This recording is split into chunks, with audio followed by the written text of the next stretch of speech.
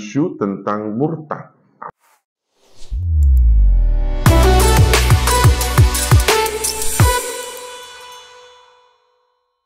Bismillahirrahmanirrahim. Assalamualaikum warahmatullahi wabarakatuh. Alhamdulillahirabbil alamin. Syukur alhamdulillah kita diberi kesempatan untuk kita bertemu sekali lagi.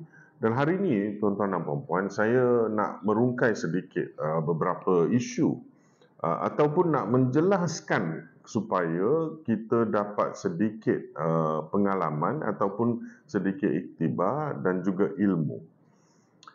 Isu yang berbangkit ialah isu tentang murtad. Ini sesuatu yang kita wajib saya terangkan sebab ada banyak salah tafsiran, salah pemahaman kenapa seseorang itu murtad. Yang kita kena faham tuan-tuan dan puan-puan, saya sendiri dalam pengalaman menyampaikan Islam dan berdakwah selama 9 tahun melalui banyak fasa daripada kalangan mereka-mereka yang ingin murtad. Dan saya nak terangkan ni, macam mana, apa sebenarnya dikatakan murtad. Saya nak sebenarnya bagikan kepada dua ni. Yang pertama ialah kita nak menyebut pasal umat Islam. Yang lahir-lahirnya umat Islam yang ingin keluar daripada Islam. Sebab tu murtad yang kita sebut ialah mereka-mereka yang ingin keluar daripada Islam atau dah keluar daripada Islam. Ada di kalangan mereka yang saya baru-baru ni pun dapat, yang mereka ni sebenarnya sebagai umat Islam, mereka tidak lagi tidak mentauhidkan Allah, tidak beriman pada Allah, tetapi mereka beriman kepada perkara yang lain ataupun agama yang lain. Ada juga saya melihat perkara-perkara ni yang baru-baru ni berlaku juga. Ya, so itu kira daripada umat Islam. Tapi kita nak tanya, sebenarnya saya nak terangkan apa yang berlaku sebenarnya. Kenapa sampai ke tahap itu di kalangan umat Islam kita sendiri yang ingin keluar daripada Islam? Kita kena faham kenapa. So yang pertama saya melihat daripada keluarga mereka, daripada ketua keluarga mereka yang mungkin Allahualam yang mungkin tidak beriman kepada Allah Subhanahu Wa Taala. Kenapa mereka tidak beriman? Sebab mereka yang pertama, mereka tidak beramal dalam agama Islam. Yang kedua, mereka tidak yakin kepada Islam. Yang ketiga, mereka mengikut turutan ataupun mengikut cara-cara di kalangan daripada Europe ataupun di kalangan macam modernize. Dan daripada modernize ni berlaku liberalization. Ya, liberalization bermaksud mereka tak kisahlah, bolehlah, tak kisah, tak buat macam seolah-olah it's okay. So ini satu tanggapan yang kita kena jaga-jaga di antara keluarga kita sendiri. Ya, mungkin di kalangan umat Islam hari ini, ya, yang kita disibukkan dengan macam-macam perkara, iaitu dengan kerja, dengan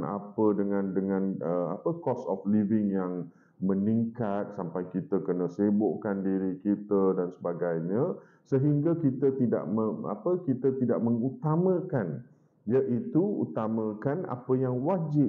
Apa yang wajib dalam Islam, tuan-tuan dan puan-puan? Yang wajib adalah yang kita nak cerita ni. Wajib yang kita nak cerita, yang pertama sebagai umat Islam kita wajib untuk solat. Solat itu wajib. Bagaimana kalau kita sebenarnya walaupun kita ni sangat banyak berdosa, walaupun kita ni banyak berdosa kepada Allah Subhanahu Wa Taala, kita wajib untuk solat. Dan ini bila kita tidak lakukan, ia menjadi turutan di itu yang saya cakap tadi, liberalization, iaitu kita meliberalisasikan perkara-perkara yang wajib dalam agama. Ya, yang wajib, yang patut kita buat, sebagai contoh solat, kita tak apalah, nantilah, tak kisahlah. Lama-lama kita akan lupa sampai kita rasa sendiri yang kita tidak rasa guilty, kita tak rasa bersalah langsung, ya, yang kita tak solat, benda yang wajib dalam agama. Ya, dan ini yang berlaku di kalangan umat Islam, yang di kalangan mereka yang saya maksudkan liberal ni, bermaksud mereka-mereka yang tak kisahlah, so pakai hijab untuk apa, tak perlulah, sebab dia very modernized, pemikiran dia modernized.